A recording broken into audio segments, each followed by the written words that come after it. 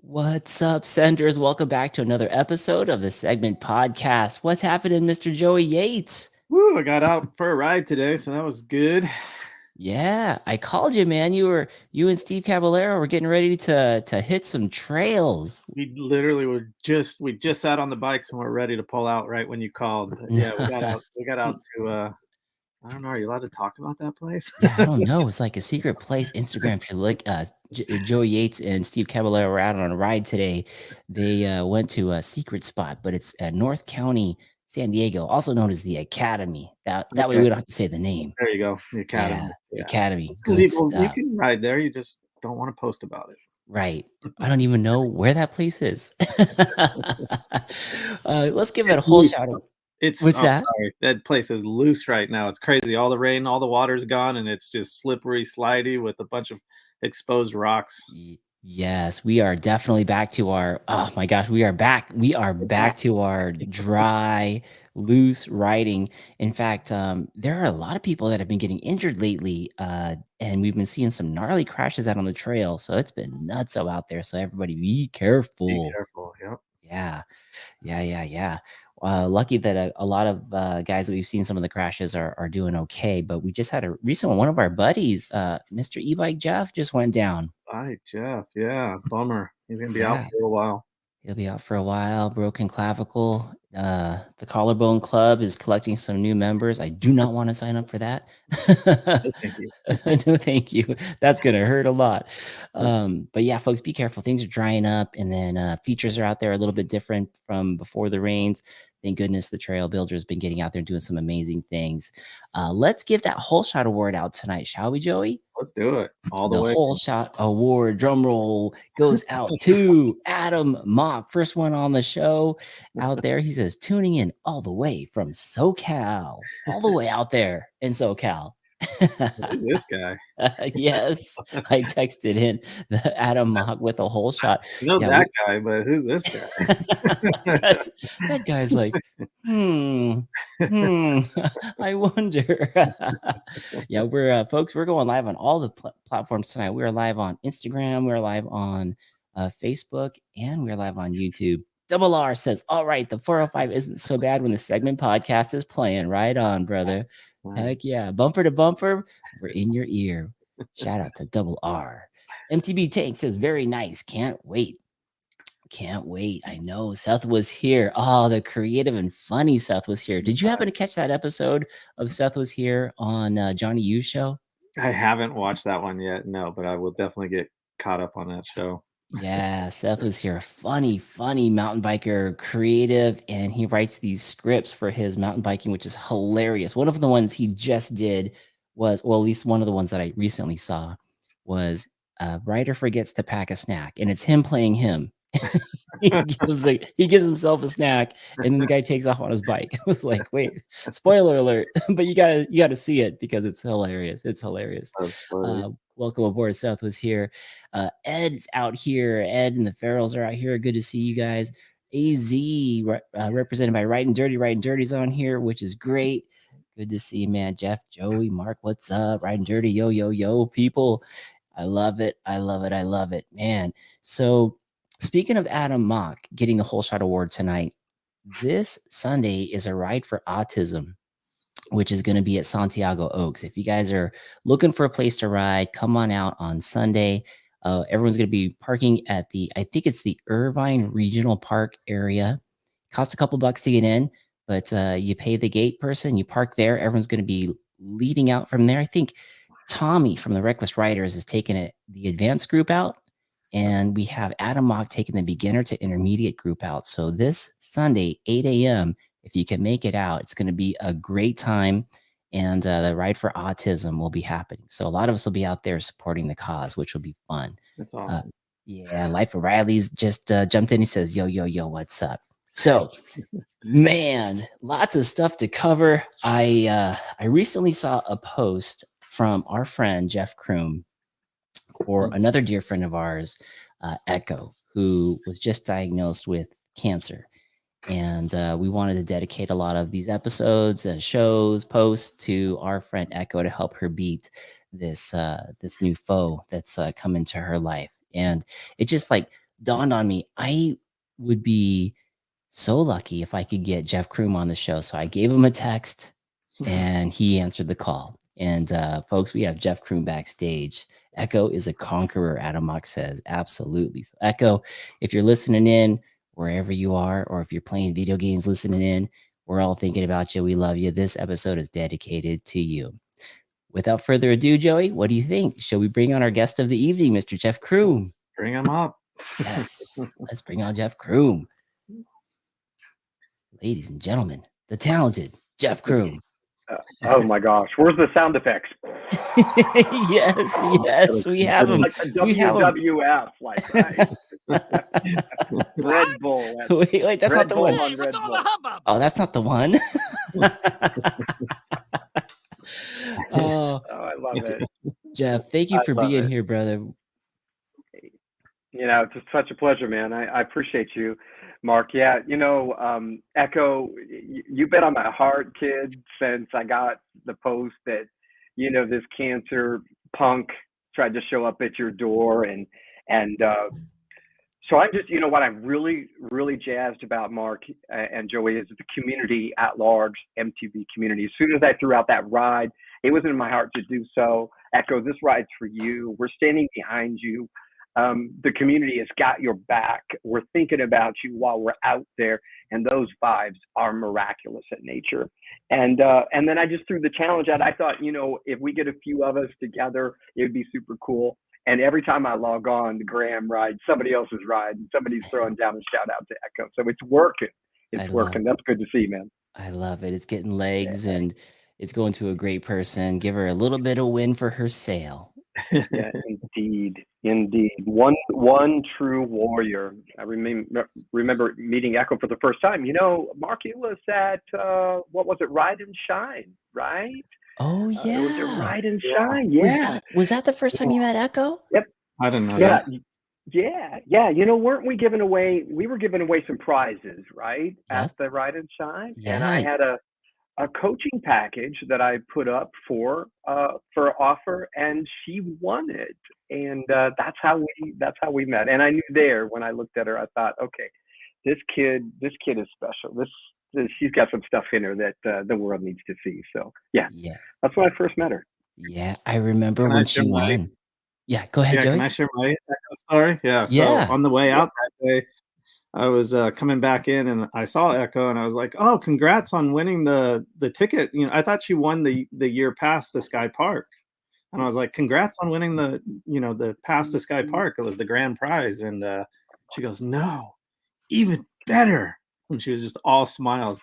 I won the coaching session with Jeff Crume, and she was just all. And I was like, "Are you kidding?" Like, it meant everything to her. So that was awesome. And that was awesome. Such a great soul.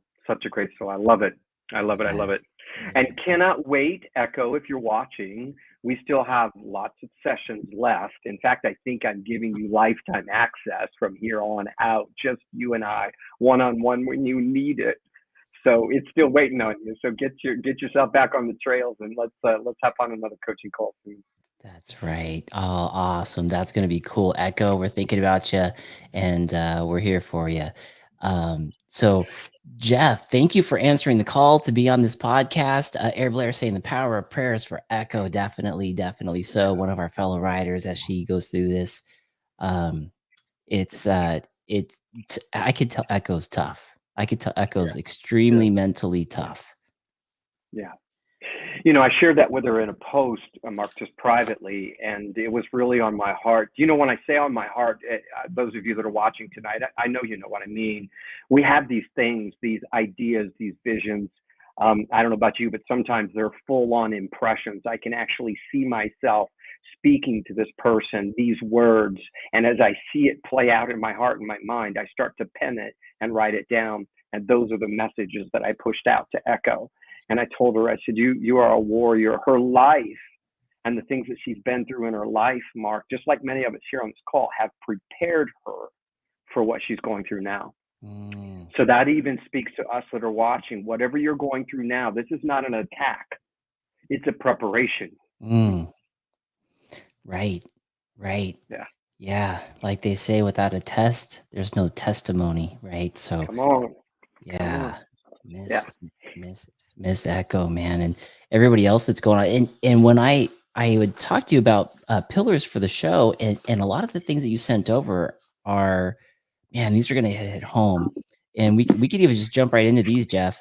Some of the things that, if you guys are listening in, Jeff put in a few things I cherish, and there's a bunch of little notes here. But there's also what we all crave. How do we heal the world? What are we all afraid of, and why we struggle to be enough?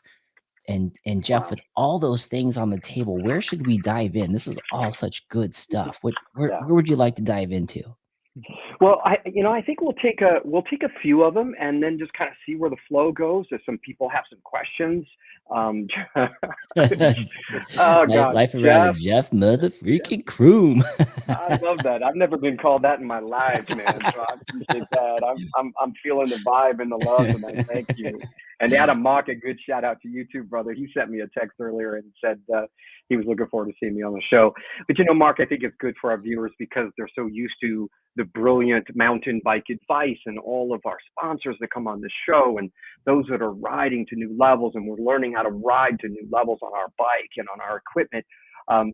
This show tonight is about, going to the next level in our life, right? If we get the bike wired in, but we don't dial in, but we don't have the life dialed in, then we could be out of sync, right? Even if we have these other areas of our life, they seem to be dialed in. Maybe the job is dialed in, but you're still miserable or empty when you get off the job. You got the relationship dialed in, but you yourself is still empty when you get done with the relationship. So tonight's not necessarily about how to dial the bike in. If it were, we'd be talking about all how to turn the wrenches, and we'd have gravity bikes on here telling us how to set the sag, right? We'd be doing all that. But do you understand there's a setting of a sag for the soul? Yes. Come on, somebody. There's a setting of a sag for the soul. Do we know when our soul is out of sag? So it's important tonight that our listeners understand, and these are just, again, these things. It's funny, Mark, because when you hit me up, I was on the trail. I was out on the trail in the morning walking this time, and I had these things rolling around in my heart about these things that I cherish and these things that we all struggle with. And I thought, okay, what is this for? I have no clue. And then all of a sudden you hit me up and say, hey, Jeff, would you be on the podcast tonight? So love it. Yeah. Soul sag. It's funny, like sag, you kind of have that feeling. You just know it's a little off, right? Yeah. Where's the adjustment? Yeah. What's that, Joey? Where's the adjustment? I know. Beautiful question. Joey needs a faster rebound. Do I call Craig over at Gravity? I don't know. No disrespect to Craig at Gravity, because he's the best at setting sag on a bike. But brother, you need a different power to set your soul sag. Now, come on. Right. But Joey, one of the things that you spark in me is just that. How do we set a soul sag? Well, the first thing that we need to do is we be dialed in to our soul. Now, I'm not talking yet spiritual or religious at all. I'm talking about that inner you that is alive and breathing on the inside of you. And so many times, guys, we're so focused on the exterior. We can even do that on the bike, right? Are my grips just positioned the right way? Are my brakes just one lever friendly? Well, you can have all that dialed in, but I don't know about you, but if you ever take a jump without your inner self dialed in, you could have the bike dialed as sweet as you want it. But if that inner isn't dialed in and you know it when you go to hit it, there's a crash waiting to happen. Right. And the same is true in our lives. If we get so many things and so much attention to the outside, but never stop and listen to the inside, then we're setting ourselves up for a major life crash. Yeah. Man, that's so good. One of the things that you had said, and it's with regards to how you were out there on the trails this morning. And I find that a lot of your posts are out there in the trails in the morning. You're getting like a soul session in with your normal session. It says right here, says the feeling I get when I'm one with my highest self. I'm in the zone, in sync with me. That feeling of synchronicity of being one with me. I hit the jump. I nail the presentation. So my job and my highest potential. Can you touch on that feeling that you have, and how would somebody get there? Yeah, so well said. You know what's really cool about this highest self that right now is very popular, right? We're seeing a rise, if I could call it, in the consciousness of humankind that goes, I'm more than what I have right now. The challenge is that our society draws us outside of ourselves to learn who we are. Just take my course, just follow and subscribe to my book, just do this and you'll find you. Well, anything outside, Mark, is never going to indicate who we are inside. It can actually resonate with us when we're at the right job and it's a right fit. Come on, somebody, you know when it resonates with you, when you're in a right relationship. And here's how I define right. It's easy. Now, it's not that it doesn't take work, but the work is simply momentum moving forward, but you're not striving and grinding. So it's taken me a while to figure this out, that during encounters in my life, if I'm tuned in and dialed in right in here, I can know within a few seconds or a few minutes out here if it's right for me. So think about this. Think about American Idol, right? Think about American Idol. You've got a singer who's been in the back 40, a population of 50 in their entire town. They're tipping over cows, singing to the ducks, and they've got this such eloquent sound that comes out of them. Before they are in front of man's opinion, what's in them naturally flows out of them, and it's glorious and heavenly. But now take them and put them in front of somebody and turn them on and ask them to perform, and a part of their being almost goes nuts. Now, what came so naturally, Mark, the one who is coming up through is getting in its own way because the mental side has kicked in, and the mental side will always question whether you're good enough. Oh, man.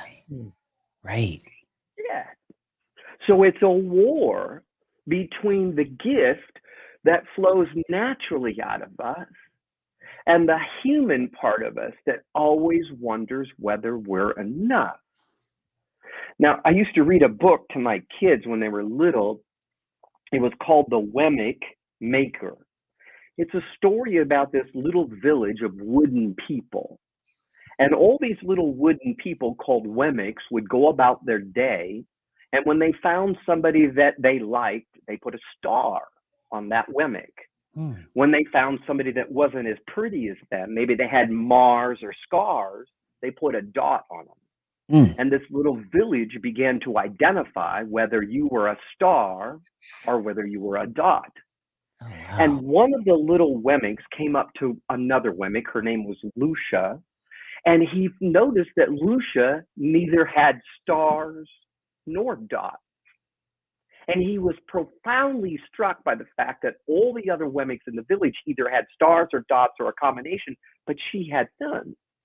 So he asked her, he said, Lucia, why is it that you don't have any stars or dots? And he actually took them out of his pocket, Mark, and tried to stick a star on her. And when he tried to stick it on her, it fell off. Just as likely when he started to stick a dot on her, it fell off. So he said, what is your secret? And she said this: I spend time with the Wemmick Maker every single day. And I learn what the Wemmick Maker thinks of me, and I rate that so high, and I am so in tune with it that whatever you say to me falls right off of me. Hence, all of our listeners today and viewers, you're a meditator, you're a walker, you're a biker. Our community, Mark, a lot of us, that's where we get our mental health and strength from, right? Is riding those frickin' trails. Yeah. So it's learning your flow. Come on, somebody. You know when you're streaming down Santiago Oaks, right? You know when you're doing Matco at Vail. Shoot, you hit that second segment at Mako and Vale, where you go straight down and it's a hard left. And if you're not careful, that big old huge boulder that sits right there, it'll throw you over the handlebars. Right. Come on, listeners. Yeah. Have you ever ridden the trail and you tried to ride the trail? Right. Forcing it, but you're not really in it. Yeah. Right. Yeah, you're not in it. You're forcing it. Yeah. That's what we're talking about being one with that flow. And when you mentioned me out in the morning, being out in the morning, Mark, has been a habit of mine for 35 years? Go out in the morning, spend time with the Wemmick maker, if you would, and get my soul right. Set my sag before I try to do anything else. And it helps keep me in that flow. Nice. That's great, man. Yeah. That's a great way to start the day. I love that. Another thing you said here, Jeff, it says, the surge of power leaving us, imparting into someone else for the greater good is what I cherish the most. And I definitely see that with you, in your example with Echo, even just most recently. But where does this come from? You know, it's interesting you asked that, Mark. Somebody asked me that recently, and I think looking back, when I grew up, my mother suffered from epilepsy when I was a little boy. So she had grand mal seizures. Those of you that know about epilepsy, it's the worst kind that you can have. And a grand mal seizure can take a human body and literally pick it up and slam it up and down on the ground. Now, my mother was very large in weight. She was very obese, upper 350, 380 most of her life. And I remember as a boy, Mark, I remember this thing, just like I told Echo, it's a thing, would come upon my mom, and she would go through this horrific experience to where her body would just convulse and slam up and down. She would foam at the mouth. And I remember distinctly at the age of 4, now I'm 58 now, but I still remember at age 4, she came to rest in the doorway, and I was sitting over her head, patting on her head, saying, "Mommy's dead, Mommy's dead." Oh, man. She wasn't dead, of course, but there was something about that, Mark, that I look back now and could see that it lit something in me that became this insatiable desire to help take somebody's pain away. Wow. No, I'm not a pain taker away, because it's not my job in the sense that I don't have any superpower to take somebody's pain away. But I thought if I could just help sit with them, if I could just do something that would brighten them, encourage them, give them hope that it's going to be okay, even in the midst of this, I think I got hooked all those years ago. Wow. And I'll never forget, guys, I used to come home and my mom had no less than 6-8 women, abused, battered, torn, substance abuse, all sitting in a circle in my living room. And where was my mama? My mama, fighting her own demons, was inside the circle helping deliver somebody else from their demons.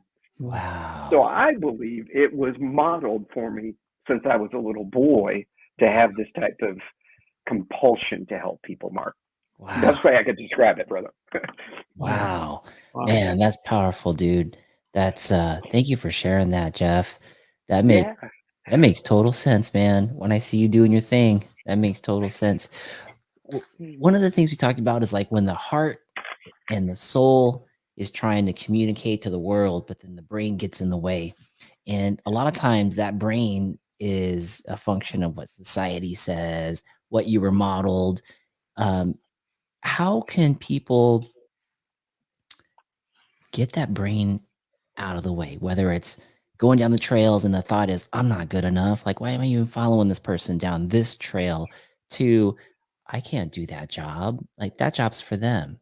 When inside, they could probably nail it. You know, what is something that would be empowering for people to change that mindset? Yeah, that's such a beautiful question. I love the question, Mark. To me, there's an ancient scripture, ancient proverb that says, "Know thyself." It is the most important thing that we could ever do is know ourselves. And when we take time out of the busyness of life to tune into the little nuances of our own soul. Come on, somebody, let's check it out this way. You're in a group ride. There's 150 people in that group ride. And as you're pedaling along, you notice that people go ahead of you, people go behind you, and all of a sudden you're left with this little bit of a group. Do you think that you had anything to do with that? Because if you check it closer, you'll find that those are most likely the people you will ride with, total strangers you just met in the pack on the way. But you ride with them later on, and you keep seeing them, and they keep showing up in your path throughout the whole frickin' day. Right. I remember riding in your group, Mark, when we were doing Santiago stuff. They're behind YT sometimes. I'm thinking, there's like 175 of us. How am I ever going to? And so we gravitate toward those that we resonate with. It's like a frequency on a radio. We start to dial in. We don't know we're doing this a whole lot, but we actually start to dial in, and we find that likeness. Now, as soon as that happens, that part of us that goes, you're not good enough to ride with Mark Hill. Oh, shoot. Everyone's But we do that, Mark, right? Same thing with Joey. Because see, what I do is I watch out there and I watch others, and I'm thinking there's no way that I could do what they're doing. And I think the greatest thing that I've ever heard was an interview with Oprah and Beyonce. And after Beyonce got done with an interview with Oprah, they did some live backstage stuff. And Beyonce asked Oprah, "How did I do?" Wow. Looking for validation. Yes. Wow. Come on. Those of you that are watching, every freaking dudette on that bike that threw a backflip, 150-yard, whatever, they went through the same freaking thing that you and I go through. And it makes me finally feel normal, Mark. Yes. And you know what? Then I'm going to be on your 6, and I'm going to ask you to be on mine, or whatever it may be. You remember you towed me in on that thing out there at Greer, right? Yeah. Oh yeah. Oh yeah. The quad jump on overdrive. Yes, dude. How many killed times? So if you're listening, you just asked me a question. Here's some factors. You got to trust yourself. But if you can't yet, or haven't grown into yet trusting yourself, find somebody that you can trust, that you know they have your best interest at heart. And you ask them, will you lead me in? Will you tow me in? Tow me in is the most phenomenal acronym, statement, metaphor for life that you could possibly get. Joey's pointing to somebody like this. Yeah, man. That's it. Yeah, Joey always tows me in. I'm always like, Joey, what's the speed for this? Oh, it's not bad. You could do this. And that day at Overdrive, you're right. We had Destin Cantrell leading the pack, amazingly talented Destin Cantrell. And then I was right behind him, and I towed you into that quad pack, and it only took, we hit it 3 times.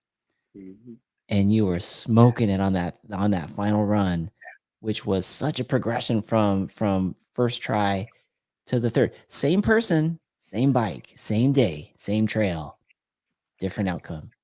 Different outcome, different mindset. There was see, again, we become like those that we surround ourselves with. There's a spiritual principle, Mark, that says 1 will put 1,000 to flight, but 2 will put 10,000 to flight.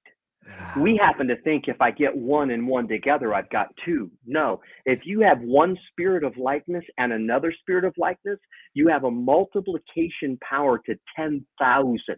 That's why the synergy is so amazing. The thrust of energy that was on me that day that you and Destin kept pouring into me, and I kept seeing myself do it. I remember seeing myself doing it, and all my front tire did is went bloop right over the end. Had I think nothing to do with me, right? So I had to keep redoing it over and over until I could see myself doing it. And then the synergy that was on that me and on that bike and in that zone right there. Oh my God, it was. And I remember, Mark, yeah, dude, look at the pictures on the screen. I remember when my bike left that lip. Here's what I remember: not pulling the freaking brake. And as soon as I did not pull that brake, I knew I was going to make it. And there was something going, wow. All that heaviness, all that tenseness, it left me immediately. And the only thing I knew, I was soaring in through the air, and I'd already cleared it. And then if you remember, I'm here's another thing. When you make your first jump, trust you're going to make the second one. Yes. Because what happened is I allowed myself to flow from the last success right into the next test. And I passed that test because I left the momentum on me and in me and through me from the previous test. Yes. That's how we begin to link jumps together. That's how we begin to link monumental moments in our lives together. Love it. Love it. El Duran is saying a toe is gold to progression. Just shy to ask when out solo. Not sure what the tower thought process is. Or what the tower thought process is. Yeah, when you're solo, it's definitely good to know and trust the person you're asking to tow. Yeah. That's for sure. Yeah, you gotta trust the person. Well, and just like our viewer was saying, what if you're the person? Here's a really bizarre question. Can you tow you in? Ooh. I didn't even think about that. Come on. Come on, viewers. I'd love to hear the comments. Put it in the chat, whatever you feel. Can you tow you in? Yeah. It's funny because I'm the first one to say, man, not today, and then I'll have like Joey remind me that my skill is at this level of whatever this feature is, and that it's been done before, I could do it. And then he's also the first one to tell me, like, you're right. It's not worth it. Not worth it today. Like, he knows. Yeah. You got to be feeling it. Yeah. Yeah. So gents, you're talking my language, Joey. You're talking my language. You gotta feel it. You gotta be feeling it. Yes. We talked earlier. What are you talking about being in one with the flow, the vibe? That's exactly what I'm talking about. Now, here's the thing about feeling it. You can feel it, but not necessarily feel it. And now you have a dilemma. Do I choose to believe this one, or do I choose to believe this one? This one says, I don't think so. This one says, I know so. And when this debate goes on, we see hesitation during these decisions cause people to crash tremendously. Now, some crashes are just simply caused by, oh, shit. Right. Pardon me, but shit. I hit the rock the wrong way. I didn't anticipate. I blah, blah, blah, blah, blah, blah. I'm not talking about those crashes. I'm talking about this going down the trail, ready to make that jump. And this is telling you no, and this is telling you yes. And Joey said you got to feel it. Sometimes you got to feel your way through the negative thinking part until you clear it, or at least attempt it. Then go back and keep attempting it, and then go back and clear it. That's the same process that we do to level up in life. Yeah. You're about to ask for a $25,000 a year raise. Yeah. The first thing you do is go inside. Am I worth it? Can I do it?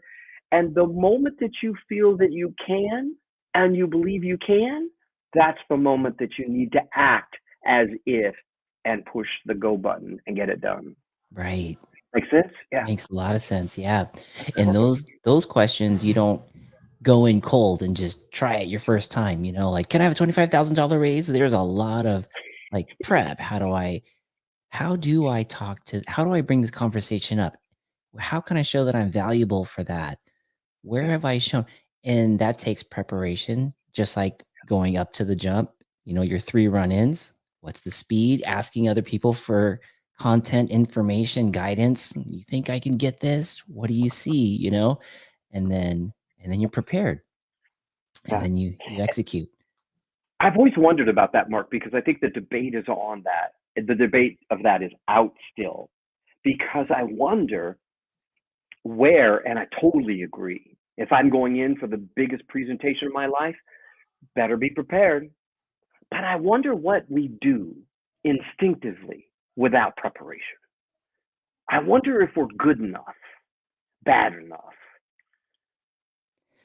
to get it done.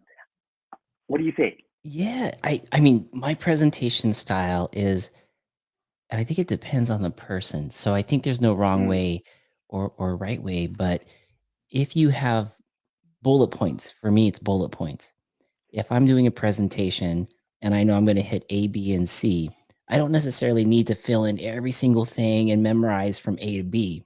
I just need to know I need to talk around A and fill it all in with whatever comes to me through my heart, how I'm feeling. And then I know I'm hitting B, and then I'm filling it in. If I'm too prepared where I know every single line and word, then I'm kind of like what we were talking about earlier. I'm forcing the bike down the trail versus flowing down the trail. Yeah. But that's my style with the No, I presentation. totally agree with you. When I first started public speaking years ago, I used to write out my script. You know, it's really interesting because my mornings out, my soul, you know, setting my sag on my soul, so to speak, these brilliant messages would come to me, Mark, and I could just feel the flow. In fact, when I'm sitting there and it's rehearsing through my mind, I can see myself on stage. I can see the audience. I can hear myself speak. I can see the reaction of the audience. I'm tearing up. They're tearing up. It's all playing out in front of me. And then afterwards, I go, what the hell just happened? And then I try to remember every moment of that so I can write it down so I could say it just like that because I want it to happen just like that, like I saw it. And then I've taken that energy to the stage and bombed. Same guy, same message, bombed. Ooh. Why do you bomb? Because you got in the frickin' way. You at the moment, you did all the preparation, you did whatever. When you stood there to execute, you still questioned, and you didn't allow some of that natural instinct. You've been singing to the cows for 40 years. Just open up your mouth, baby, and let it go. Right. Trepidation and fear. Now, some of the things along life that cause us to withdraw, Mark, are crises. We call them crashes in the mountain bike community. Right. Life, we call them crises. So try this on. You're all that and a bag of chips. You got the social networker, you're the highest influencer, you're the all that and the bag of chips, and all of a sudden you come home, the spouse leaves you, the something happens, the bankruptcy, the job, all of a sudden you're faced with a life crisis. Now I want to share this because this is very, very important. If you've ever watched the movie Top Gun, right? Tom Cruise is one with the aircraft that he's maneuvering. He is not a pilot. He is born to fly that equipment. This is my analogy. The equipment that he is, the skills that are coming through him is in my opinion a divine connection. It is a divine empowerment of what he is to do. He never thought about it. You can't train destiny.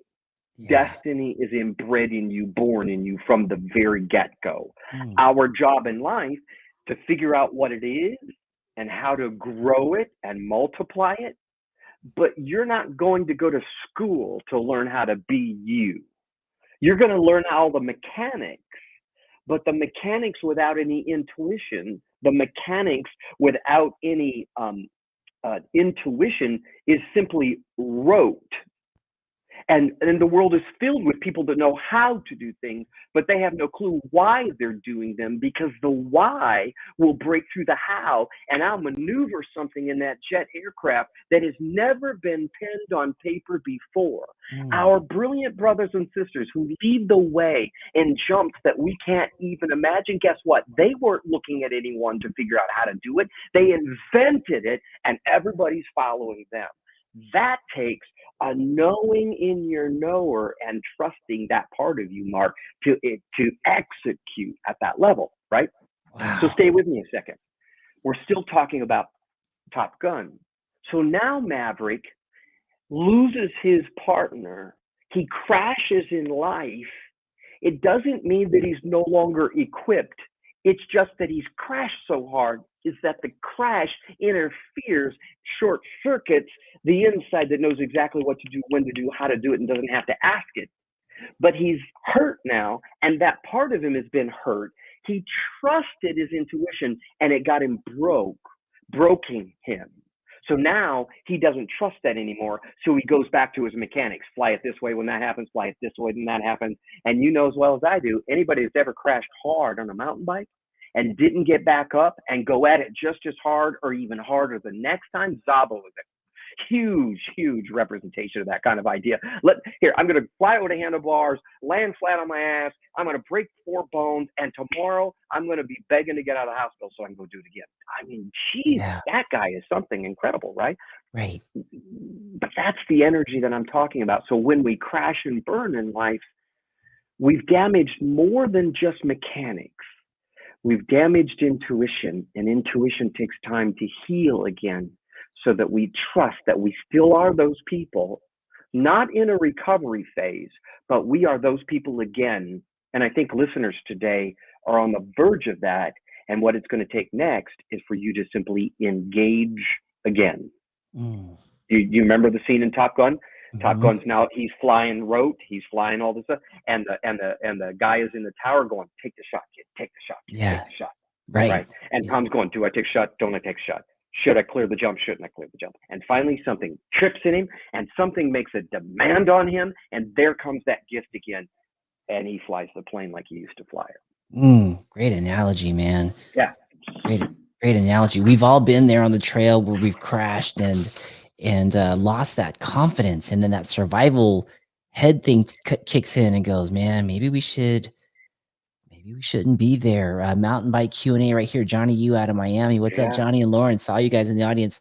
He says, I had my worst crash 2 weeks ago and it's in my head now, but I can skip that feature for a minute. Nothing wrong with that. Nothing wrong with that. But there will be, you think, Jeff, there will be a time, there will be a feeling where he's going to look at that feature that he crashed on, and he's going to get in the right gear and that right headspace. And if he goes through that, you think he's going to have that mental, will it be a breakthrough, a confidence booster, a redemption, whatever you want to call it. But you think there's that urge there. I mean, it is for me. Is that a natural urge for most everybody? I think it's a beautiful question, Mark, and to the viewer, I totally agree with you. I think it is natural, but here's my caution: don't let it turn into pride. Who are you proving this to? Because sometimes pride could cost us our life. That's a good point. Who are you showing? Are you showing yourself?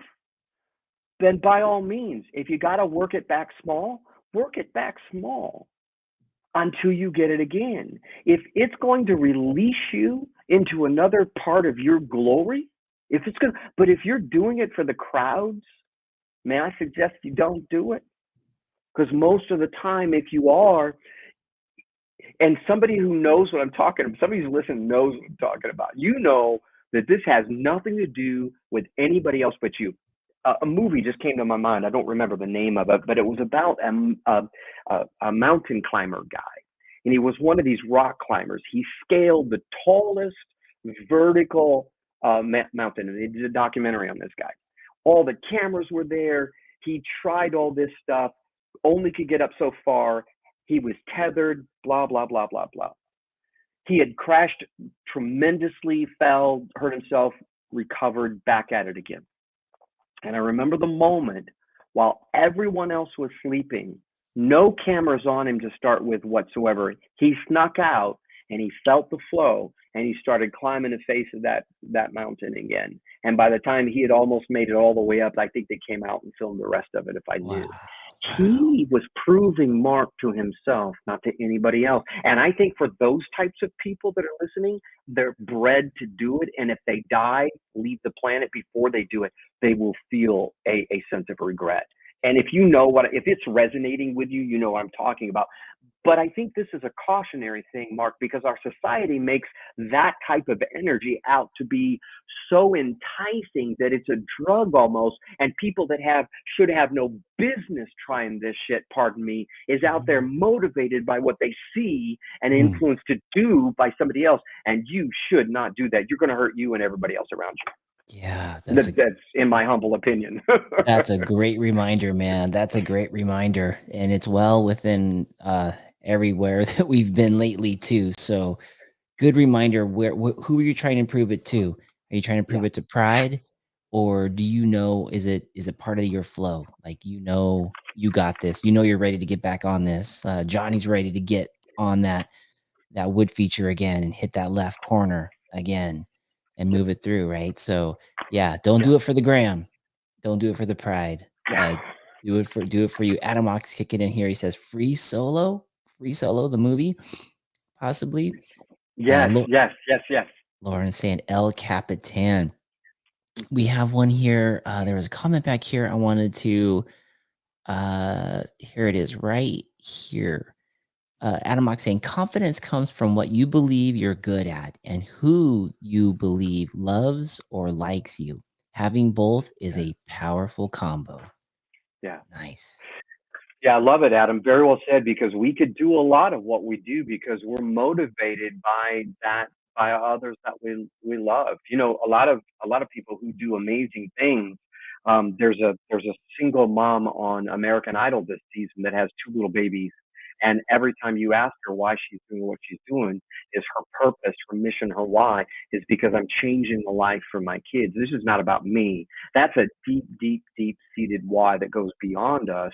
And I think those connections, like Adam's talking about, are super powerful, Mark, in helping us achieve and overcome those things. So, oh yeah, no, definitely. Gets us back up and doing it again. Yes, I always feel that with my kiddos. That they'll look back someday and see what we're all up to, what we've all done as a community, how we're getting things out there, which is definitely a good motivator. Yeah, Air Blair is saying patience. A lot of time on the trails, practice equals progression. That feature that you don't feel comfortable with is still going to be there tomorrow and the next day and the next day. Well said. Well said. Very good. Well said, Air Blair. Well, El Duran is saying, Jeffy's saying, why don't we start with tow days? Kind of like a weekly street market. Riders there to tow and one's needing a tow. It's good El stuff. Duran, I love it. I love it, brother. I love it. Well, Mark, I remember we were at the Fullerton Loop, right? Remember that makeshift ramp that they had set up there? Yes. That's one of the first times you towed me in. I was on your 6, and I was having a beautiful day.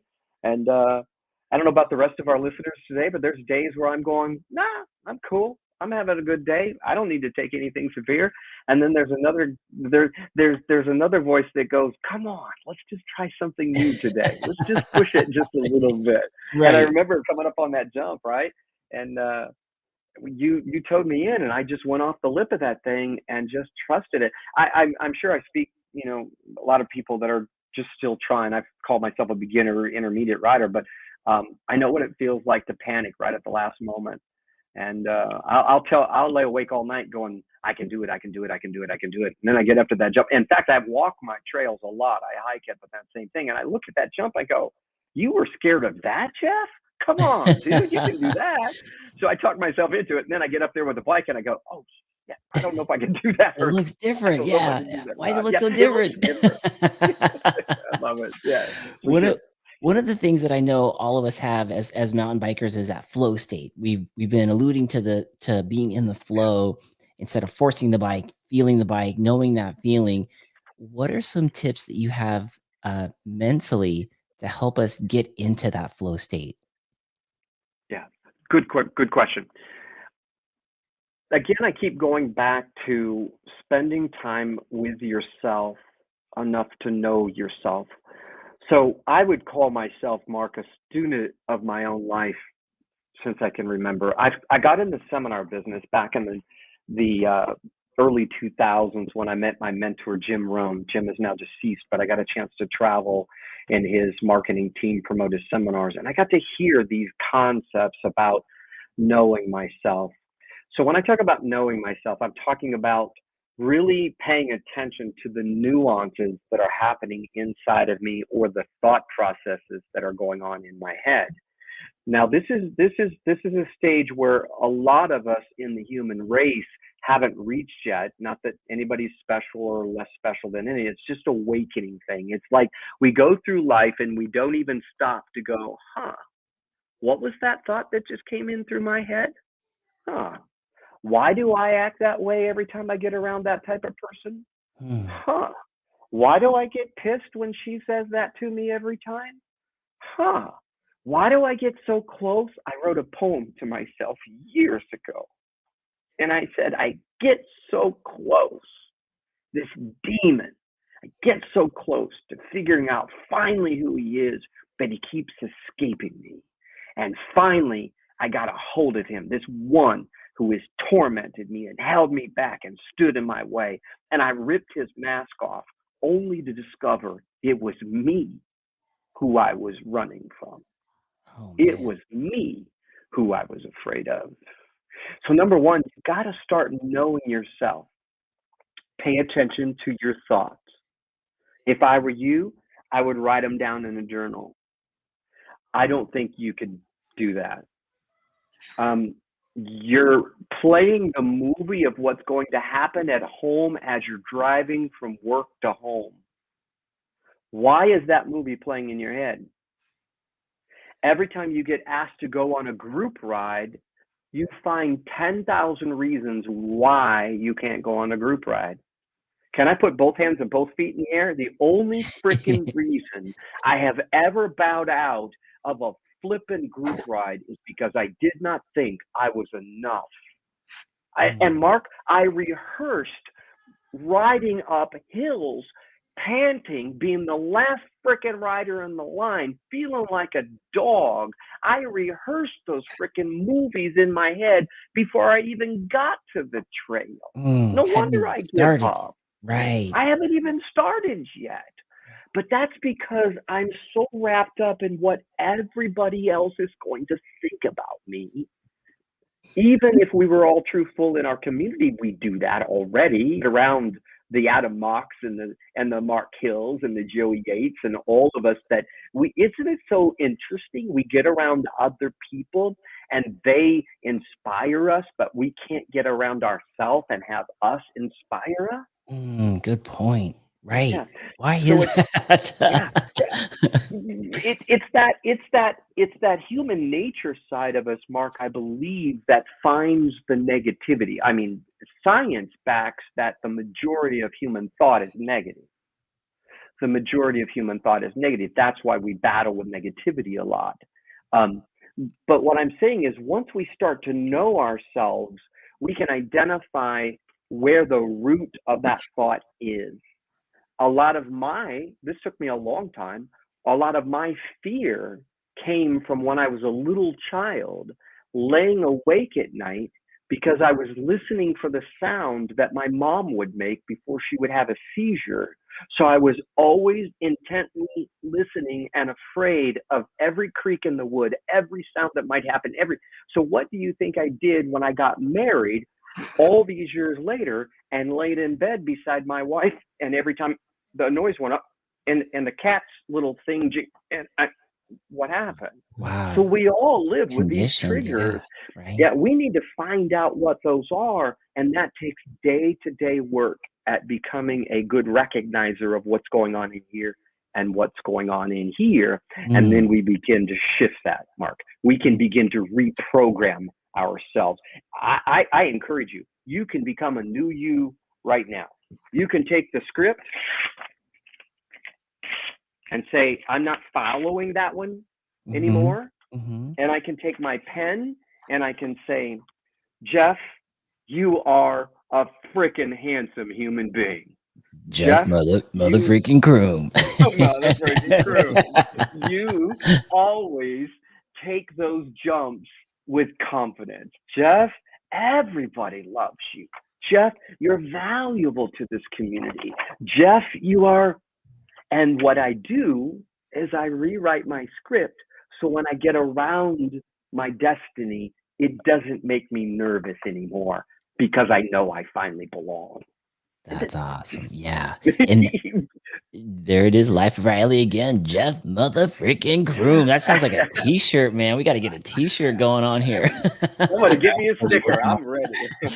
Checking back in with the chats. We have Colorado Kid who jumped into the audience. What's up, Colorado Kid? He says, "What's up, gents? Happy Thursday." Yes. Seth was here. Happy Thursday. Lauren, hey, Colorado. Seth has a question for you, Jeff. Seth was here saying, do you think some of the negativity actually amplifies the positive at some point? Ooh, good question. Very good question. Seth was here. Yes. I believe that the negativity is a light, a flashlight for the positivity. It makes way for it. I used to curse negativity, and then I realized it was trying to show me something. So I had lunch with it. There's a quote. Have lunch with your negativity. Sit with it, feel it, think about it. Yeah. Sit with it, feel it, think about it. It's trying to tell me something. So listeners, team, if you're with us tonight, family, what's happening is the cycles that happen in our life, they slowly come, the pressure comes, the fear comes, the dread comes, the depression comes, the sadness comes, the heaviness comes. You can't get to work. You're barely dragging yourself through it. You're just consumed. And all of a sudden you fight and you take the meds and you fight and you push it and you fight and you finally get your head above water. I can finally see clearly now. The rain is gone. Oh, I'm so much better. And you keep on going. But guess what? You're going to wake up 2 weeks later with that demon knocking on your door. And the reason why is I used to fight it. And here's what I learned. What you resist persists. So instead of struggling and fight it, sit with it and ask it, what are you trying to teach me?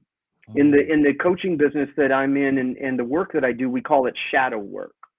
These negative things that happen are our shadows, and we can learn so much from our shadow, and we can reconcile those shadows to where we can get healing from them and turn that negative into positive, and it can really help catapult us, Mark, into these new versions of ourselves. Great question. That's good. That was a great question. Yeah, when I go to my therapist and talk about feelings of negativity and emotions, a lot of times they'll say something very similar, like, sit on that feeling. What are you afraid of? Talk to it, let it in, know that it's not going to stay. Don't let it stay, but acknowledge it so that you can work through it, and then open up the front door, then open up the back door. Be like, peace. See ya. But know what it's trying to say. Checking in with the folks at Instagram real quick, Jeff. We have one from MacGyver Dad. He's saying, what is your experience with EMDR for people struggling with PTSD or triggers? Ooh, EMDR. Good question. Yeah. Now, is that a trail that we ride? It could be. It could be. Look to the left, look to the right, look to the left again. So I have to bow out on that technicality because I know it is a very powerful treatment that is being used. I don't have any experience with it, Mark. I haven't delved into it, but I'm a very big proponent on whatever helps us. Here's the thing that I would like to propose. I was having this conversation today with my son, my oldest son, actually, and we were talking about where knowledge, wisdom, ideas come from. When we enter into the space of PTSD and the things that we're talking about tonight, we automatically go to society to find the number one book, the number one technology, the latest, greatest that information that's out there. And if you've ever played with AI, Chat GPT is amazing because you can ask it and it just acts like it's so brilliant. Right. That's so crazy. But what it's doing is it's pulling on data, Mark, that's already in the universe. It's pulling on data that's already there. It's not creating anything. These techniques are not creating anything. They're the combination of data and they're tools that people are putting together based upon data that's already there. God bless them. I have no problem with it at all. the hardest part about walking through this life of destiny and really wrestling with the dark night of your soul is doing it almost on your own, so that you are getting to the depths and cores of this on your own. Think about if none of this technology was ever available, and yet you still had this issue, hold back, stronghold, struggle that you're dealing with. Where would you go to find the answers? So what I've tried to do is I've tried to build a very strong balance of what's available in technology and therapy and counseling, etc., combined with my own desire to find out answers, sitting on the rock for 3 hours from 5 to 8, going, why am I going through this? Why do I feel this way? Replaying the things that caused the PTSD over and over. My mom screaming, my sister when her husband got murdered. I'm telling you, those things, we have to sit with them, let them birth themselves again, and find our way through them. You take somebody who has fought their way through those dark nights of the soul, and they are sometimes more free, Mark, and more liberated than anybody else, because it's like fighting your way out of the bag.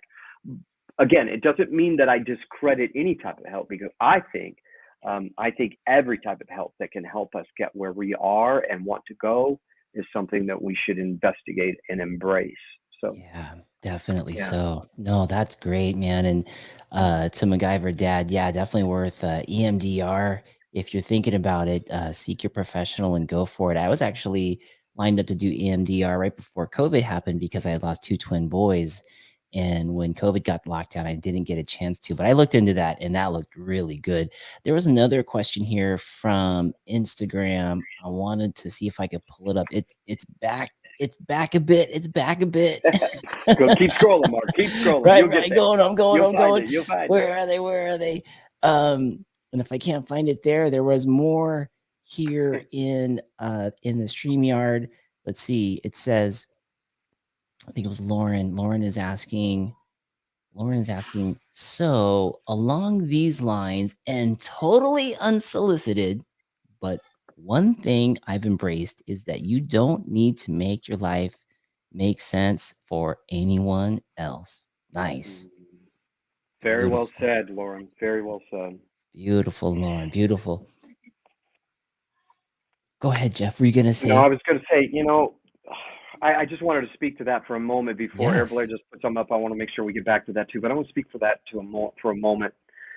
So many times, Mark, in my life, and it's one of the things that I put on my paper. What do we all crave? We all crave that significance and validation from other people. And I have harmed myself so many times by seeking out other people for validation. And I found this out just recently, where I was trying to level up in my own business, and I'd sought out a business coach and was engaged in all kinds of activity. And here's what happened. When I was around those people, there was something that was going off inside of me. Lauren, I believe our comment came from, that was telling me, Jeff, now the words to myself was, you're better than this, but please help me understand. This doesn't mean I'm better than any human being on the face of the planet. What my life was trying to tell me is, Jeff, you've got this. Why are you seeking it out again? And then why do you get amongst these other people and lower yourself? Why do you lower yourself?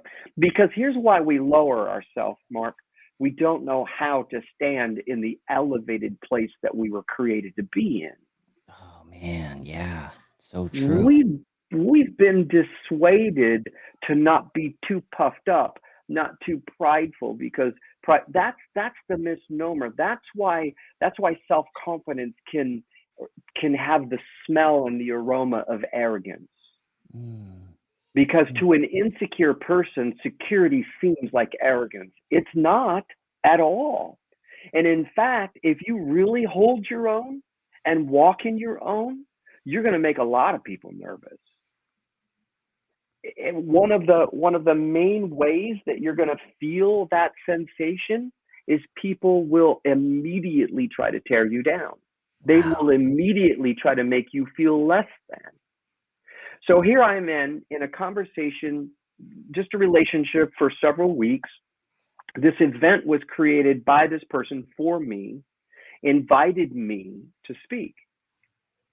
Mark, it was a train wreck. But here's what happened. I had been given little clues along the way that this person really was not out for me. They were out for them. And they were going to try to use this situation between them and me to benefit them. I knew that, I could see that, but I disregarded it because I wanted to try to help them, try to lift them up. And I'm telling you, I got on this call and there were a couple of those people in that call and they train wrecked it. If you ever get around somebody that's got a spirit, a vibe that's given off, that's giving you the willies, get the frickin' hell out of the room, turn around and end the podcast, drop the frickin' mic, and walk the hell away, friend. Don't you dare subject your beauty up underneath to somebody that's going to tear you down like that. Don't you dare. My mama used to say, I love that. My mama used to say, Jeff, don't cast your pearls before swine. Come on now. You got, and I love what Lauren just said. You got to own yourself and love yourself. And this is what we have to do. And this is the part that I'm elevating my life, Mark, is here's what I want to do. I want to love them. And I want to love them so much that I go, thank you, but no thank you. And in fact, I found myself sending a direct message to the person, the organizer, in the chat and said, thank you, but this is not for me. Wow. And I bowed out. Wow. And what was so brilliant is that when the people that were in the room had left the room, unfortunately there were other people in the room who were there for the content of the meeting, and they were going kind of like, what's happening? But when that spirit, if I could call it, left the room, the conversation that we had with the rest of us in the room was glorious and beautiful. Why? Because the opposition left. Right. Yeah. So sometimes when you're in situations where you think your gift is not working, don't take it personally. It has nothing to do with your gift. Check out the other vibes. Check out the other spirits in the area and the room and see what's coming against you. See what's pressing against you. And you know that kind of stuff, Mark, when you spend your life trying to figure out who you are and knowing yourself so well that you know when to stay and when to go, when to run in and when to run out and run away. And not blame yourself. Right. That intuitiveness, kind of like we were talking about earlier, when you're riding your bike and you know what's off. You're like, I don't know what it is. Something's off. I can feel it. I know it. Yep. Right. Yep. Remember my headset at Greer? Remember, Mark, when we were riding together? I'm thinking, something's rattling. Something's rattling. And it's the finest little, the whole bike is rattling because I'm going down through the rock garden. Oh, but in this, I'm feeling down in here, there's something off. Can you imagine? Right. There's something not right. That's a great example because a couple guys looked at it and like pulled the front brake and moved it and was like, man, I feel fine. And you're like, no, I know something's off. And when we finally found the right tool that somebody had, sure enough, that headset was loose as hell. You had to, thank goodness, because if you had taken another run, that thing may have popped right off. And see, that's what I like in the segment for Mark. That's what I love about this podcast is because you're that tool. People are dialing in from all over the world and they're getting these little things that they can apply to their life. And you're that tool that's helping them make sure, and they know they're going through life like this, but something's out of line down in here and they're tuning in and getting that stuff from you. So my kudos and support for you, brother, for what you do and the work that you do. Thanks, man. It's all Joey Yates. He's like, we got a podcast, right? You doing this right? Like, yeah, Joey, we're on it. Air Blair, thank you, Jeff, for that. Air Blair is saying, yes, Jeff, I look in the mirror and say, I am good enough. I'm smart enough, and doggone it, people like me. Then I hear a voice from behind me, and it's my teenage daughter saying, oh, please. Truth. The truth. I love truth. That's right. Yes, dropping the mic on that. Johnny U, Mountain Bike Q&A. If you haven't had a chance to check out Johnny U's show, you got to check it out. Mountain Bike Q&A, usually on every Wednesday nights or every other Wednesday nights. Tune in. Him and Lauren have a blast, and I love watching it. Johnny says, why do you think people focus on their negative and not their positive? Why are we drawn to the negative so much? Yeah. Great question. Mountain bike Q&A. I just had a conversation, an interview with a psychologist this week, and she was talking about this. And there's data to support that the majority of our thoughts are negative. It's something that seems to be now science, medicine, whatever you call it, biological. Now, me personally, I believe that throughout our life, since the beginning of our birth, if you would, think about a baby who cries. What's the first thing we want to do? Cuddle, comfort them. Or run away. Them. Or run away. Give them to mom, or give them to dad, or give them to the partner, or whatever. Pass them on to the next person. Here, Mark. Right.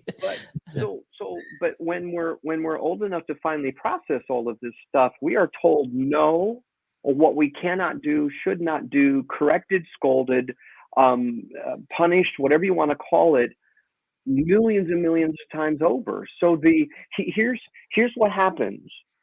It's first someone else's idea telling us, it's somebody else's voice telling us who we're not, what we can't do, what we shouldn't do. But their voice eventually morphs into our voice. And the strongest voice in your head is your voice. So even you can cast mama's voice out of your head or daddy's voice out of your head, but that's why your voice stays, because your voice is now a replica of their voice. And so it perpetuates itself, and you talk that way to you. And here's the thing, Mark, you think that's you talking to you like that. But here, I got something for you. Have you ever been in a funk? Oh, yeah. Flat out funk. Oh, you can't get yourself out of bed. You can't just, you're in a funk.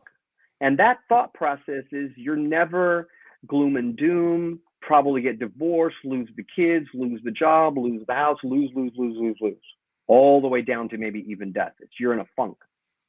Have you ever been so massively in a funk you don't know what to do? And then suddenly you get a text from somebody, you listen to a song lyric on a radio, you hear a conversation at Starbucks, you're driving down the road and another thought preempts all of that, and boom, you're gone. You're into a glorious state, and that guy or that girl is not even close. You're in a glorious state. Yes. Right? Are you following me? Yeah. So you got this funk and glory going on in the same person. Now, here's the lie. The lie is you're the funk. But listen to me closely. The other lie is you're the glory. No. You're neither the glory or the funk. You are that you are. I am is the state of your being. I am having, my God, I am having this experience of a funky person right now. I am not funk. I'm experiencing funk. I am this faithful person that never fails. No, you're not.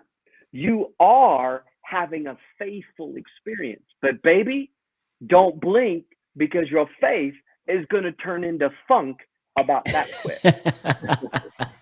And if your identity is wrapped up in your funk, you're going to fail. But if your identity is wrapped up in your faith and your faith crashes, then your identity crashes. And when your identity crashes, that's when you utterly, literally fail and can't get yourself back up, because you put your identity in an external feeling, an external thing, rather than going beyond all of this, spending time with the Wemmick maker to know that, okay, I'm not junk, I'm experiencing junk. That's why I love my medical field, guys. I love everything. But don't you diagnose me.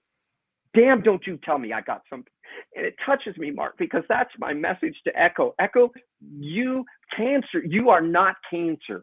Cancer is an external virus. It's an attack. It's an evil coming against you. It's a parasite trying to come against you.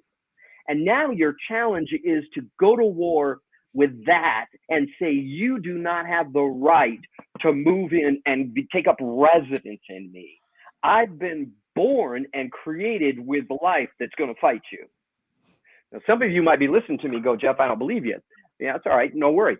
Sit with me for a second. I've been a hospice chaplain for 15 years, Mark, and I've sat with people who are dying. The doctor said they should have been dead a long time ago. Wow. And grandma has a great-great-granddaughter that's about to be born. And her dying wish is to hold that great-great-grandbaby before she goes. You know what? That woman held on until that great-great-grandbaby was born. I eat up with cancer, eat up with all kinds of disease, barely breathing. Doctor says she won't last tomorrow. I said, that woman will last until she holds that baby. And guess what she did? She lasted until she held that baby. Wow. Now, my point is, friends, if she can do that on her dying bed, why in the hell can't you and I wake up tomorrow and say, I will be damned if this takes my life. I will be damned if I let divorce take me out. I will be damned if I let bankruptcy, COVID, you name it. I will be damned. Whatever you are that's trying to come against me, I guarantee you, I am going to fight back and get up and do it again and keep doing it, baby, until I'm the one on the top of the podium. There is no other place but the top of the podium. Wow. Man, damn, Jeff Crume, Jeff mother freaking Crume, people. Seth was here, says that's powerful stuff. Yeah. God. I've watched it. I've watched it, Mark. I've been in, you should know, I've been in ministry for a long time. In ministry, people get religious in ministry and everything all confused. I don't care about that. I'm not talking about that. I'm not downing or supporting anything. I just know that the majority of my life in preparation is spent alone. I used to spend every morning at 4 o'clock on a boulder in the middle of a field with a Chevron cup of coffee and a cheese DAINESE. And at the time I had holy scriptures in front of me, looking into the mirror going, what is life? Who am I? What am I supposed to be? I'm not advocating any religion. I'm not advocating any practice. I'm talking about going into the middle of the field and go, who am I? Because I think we all crave to know, is there any more to me than meets the eye? Is there any more to my success than what I can produce on my own? I can become pretty damn good, but I'm not good as something greater than me. So what I did is I decided to team up with my greatness and the concept that there's something even greater and put my faith in both. And oh my God, I'll jump the jump, I'll climb the climb, I'll make the podium, right? I love it. I think a lot of people get a little afraid when it comes to that time, to be with themselves and sit still and look within. It's easier to get that external validation and just kind of go on through the day and kind of put yourself on the side, like, yeah, I'll take care of that. I'll do that. I'll go to the gym. I'll do these things. And then time just keeps going by and keeps going by. That's hard. That's the hard work. Yeah. Well, if you want to appreciate life, sit with somebody who's leaving theirs. Yes. Well said. Well said. This one is really funny. Actually, it's this one. Mountain Bike Q&A out of Miami saying, okay, sorry, Joey, I got to put this up. Yeah, Laura great. just told me if she meets Joey, she's going to hug him and not let go. Should I be worried? And then Lauren's response to that said, well, that was just between us, Johnny, but yeah, Joey, sup? And did you see my response? Right. Yeah. Joey says, I'm blushing. I'm blushing. Oh, boy. Oh my gosh. I love it. Jeff, I love it. I love it. We are up over an hour. I can't believe it. Folks on Instagram too, thank you for being here. I do want to I have queued this up and I just wanted to play this for you because I want to end it on this note. But before we dive into a clip that I have prepared for you, Jeff, what is something that's on your heart that you just want to share in closing before we play this clip and you go walk us through this clip? But if there's something on your heart that's telling you that somebody's listening needs to hear, what would that be? What would you like to share? Yeah, I appreciate it, Mark. I'm grateful for the opportunity. I love everybody that's listening. I can't wait to ride with you all. The biggest thing is that I'm not broken, Mark. I'm not broken. You're not, friend, you're not broken. This is something that you are experiencing. This is not something that you are. It's the most powerful lesson that I ever could leave. And when you find that identity and that value internally and stop looking externally, stop showing up where you're not celebrated. Stop going and trying to fit in when you know you don't belong. Honor yourself, to spend enough time with yourself. And then even if it's one other person, or maybe just you for now, learn to love you and be okay with you. And here's what I would also let you know. I believe that there is a greater cause, a greater purpose, a greater entity that loves you beyond what you could ever ask, imagine, or think. To know that I am loved, and to know that I am worth it, and to know that there's nothing impossible to he or she who believes. Start afresh and anew. Rip up the old script, throw it away just like I did, grab a journal. And here's what I would recommend. Spend time with your future self as often as you can. What does she like? Where does she like to eat? What's her favorite coffee? Where does she go for her fun time? Where does he ride? What does he like to do throughout the day? Start spending time with your future self in here and in here as often as you can. And you'll find that that future you will pull this version of you into your best and highest self. That's my prayer. My prayer is that the eyes of our understanding would be open, that we might know who we truly are and live in that state of mind for the rest of our lives. And we can help a lot of other people in that state as well. Wow. Talk about how to a great way to manifest that future self right there. See it, talk to him, her, be it, live it. I love it. Eric from Kapu Coffee is saying, so many golden nuggets here. We got the fist bump right there. Air Blair is saying, Jeff, please keep posting those 1 minute motivations, sir. Thank you, Air Blair. I appreciate you, man. Inconsistent in that at best, but I'm working on consistency. So I appreciate you. Those are awesome. Love those. Mountain Bike Q&A out of Miami is saying, thank you, Jeff. This was awesome and heart opening. Love it. Myra Craig is saying, it's none your business what anyone says about you. Come on, Myra. Come on, Myra Craig. Say that again. Say that again. Eric said, amen, brother. So this is, thank you all for being on the Segment Podcast. We are going to close it off with this clip. I've queued up a fun clip. This is probably a year ago. This is you riding. Here, I'll pop it up on the screen. For the folks that are looking at this, do you recognize this this clip right here? This is from our friend Adam Mock. And ladies and gentlemen, this is a segment. And Jeff, talk us through this as we play this out. And we're queued it up, and it's going. What do we see? What do we see here? Here we go.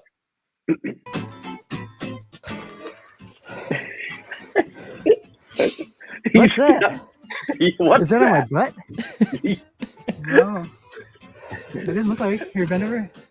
Yeah, bend over. That's a good friend. So why is it on my seat? It must have flung up there when you had to get down. Where's the stick? Is that poop? Is that poop? Yeah. God. Garden of Eden. That's how we used to do it. That's how we used to do it. What the fuck? Where did that come? Is it on me? Is it on me though? Is it on me? Trying to use leaves to get the crap off it. Something stuff on mine too. Yeah. It's on mine too. It's you, Jeff. It's all over our stuff. Yeah. It smelled bad. We were comparing the degree of poop on both of them at that moment. Get on the handlebars and I'm 5 minutes into the ride. Why is this Adam's best Okay. We're riding with poop. I got shit on my front tire again. On my front tire. Oh my God. Oh my God! There's a dump in the middle of the trail. You're gonna have to ride that off. You need a mud guard next. I'm gonna have to ride it off, and I do need a mud guard. Mud guard. 5 minutes into the trail. Dude. Thanks for the advice, Adam. All right, well, whatever. We're holding up the rest of the game. Oh, that has to be one of my favorite YouTube videos that you're in, because it is just hilarious how everything unfolds.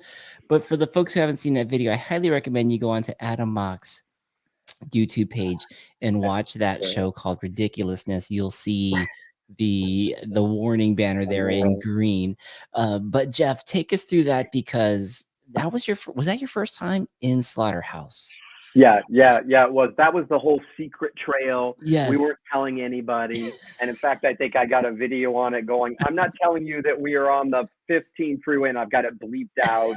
And we're right behind the firehouse and I got it bleeped out. Secret trail we're not telling you about. And so, yeah, first time Slaughterhouse. Now, we had parked by the firehouse and dropped in. So we did the ride the opposite way, and then up by the cul-de-sac where the boulders are at. Yes. But it was a half a click in the ride, right? And all of a sudden, Adam's got this. What is that smell? It smells like poop. And it was smack dab this huge dump load. I God bless this dog, but I mean, it was freaking right in the middle of the trail. It was big enough to be a horse, and he rode. Adam had to ride right through it. But the funny thing is, I was laughing like hell at Adam, and then all of a sudden, it's all over me. It's on my tires. It's on everything. So it's like, and then I said, "Oh man, it's on my tire too." I was 5 minutes into the trail, and we got shit all over our tires. It was crazy. So we laughed, and the kicker was, there's good mountain bike friends for you, because they were already gone. They're a mile and a half up the trail. Well, what happened to Adam and Jeff? They're scraping crap off about a mile behind. So we had a blast. I'm so glad Adam was. I can't let that crap bother you. Seth was here. You can't let that crap bother you. Amen to that, Seth. Yes. What a blast! What a cool time. That episode was hilarious, because it starts off with like mystique, like this is this secret trail we're gonna hit. You guys drop in and you're in this canopy. It's kind of dark. You smack into some adversity, right? You guys run over a bunch of like coyote poop. Yes. It's all over the place, but you continue on and you climb up that bad boy in reverse. The sun is setting. You're in a canopy. It's getting dark. It's kind of creepy in there when it starts to get dark. Yeah, and that is. Yeah, you guys had a blast. We had a blast. That, I haven't been down there. I've been back a couple of times, but I haven't been there a long time. I remember that one feature that comes flying up that wood ramp up over that tree. Yes. And oh gosh, I mean, I tried to hold the bike up on that lip, and it's vertical. I mean, the G's trying to pull you back down by holding the bike. And there was a rider, I think he was 15, 16. He was with his mom, was hiking, and he was riding back and forth, just doing laps around us. But I think he hit that thing when we were there, or she told us that he hit that feature, and that's a bizarre feature. So yeah, lots of craziness in there. But poop on the seat. We had poop on our backs, on our gloves, on our handlebars. I think I'm just going to bring a bag of poop every time we go on a ride now and throw it up on the trail somewhere. Right. Makes good videos. Then the challenge is, if you don't put those poop clothes in the right place when you get home, your spouse is after you big time for, what does that smell? Oh, I forgot. Those were the clothes that from the secret trail. I put them in the hamper and forgot to throw them in the washer. So, what kind of secret trail is this? Yeah, that's right. You're right. Yeah, so much. What I love about that video, and I queued that up because it's a lot like what we were talking about with life. Like, you're cruising along, you've got your friends, you're looking forward to something, things are going to happen. And you guys kind of just laughed about it. I mean, literally, it was all over the place. I don't know how it got on Adam Mock's seat. It must have flung up and landed there. Yeah. But if you guys had turned around, if it had bummed you out, and you would have missed out on all the greatness. So we didn't get a chance to show the rest of that video, but the rest of that video had so much greatness in it. Yeah. So much stoke, so much fun, so much adventure that you would have missed out on had you guys turned around. So I remember nailing my first, I think I nailed my first drop. It was about 3.5 feet coming off of a set of rocks. It was an extension of the trail. You could go around it, but it was an extension. And I think it was Rob, if I got his name right. Anyway, he had towed me in, Adam, and he was helping me get it. And I went over to it's one of those things that I went around it a couple of times. And he was telling me again, I think it's so profound. Stay on my 6. The speed that I'm going, if I make it, you'll make it. Those were sentences that I've stuck in my head now, guys, for ever since I ride. If I'm following somebody, I'm going to trust them. And that's a good metaphor for life. Sometimes you got to if you can't keep your eyes on you and right now, put them on somebody else. It's okay. Get a mentor, get a coach, get somebody who can tow you in through these areas of life that can keep you on track until you can get your bearings again, Tom Cruise, until you can get your bearings again, Maverick, and jump back in that seat and do it for yourself. Find somebody to help you along the way. And find somebody to help you scrape the crap off of yourself. That's a true friend. That's a true friend. That's a true friend. I love it. Folks, thank you so much for tuning in to the segment podcast with our guest, Jeff Crume. Take a look at Jeff Crume at jeffcrume.com. He is on Instagram, everywhere you want to find him at Jeff Crume. Hope to see you guys on Sunday for the Ride for Autism ride. We'll see you guys out there on the trails or back in studio next week. Have a great night, everybody. Thanks for tuning in. Hey, guys. Thanks for joining us. Thanks, Mark. Thanks, Joey. Good times. Love it. All right. What's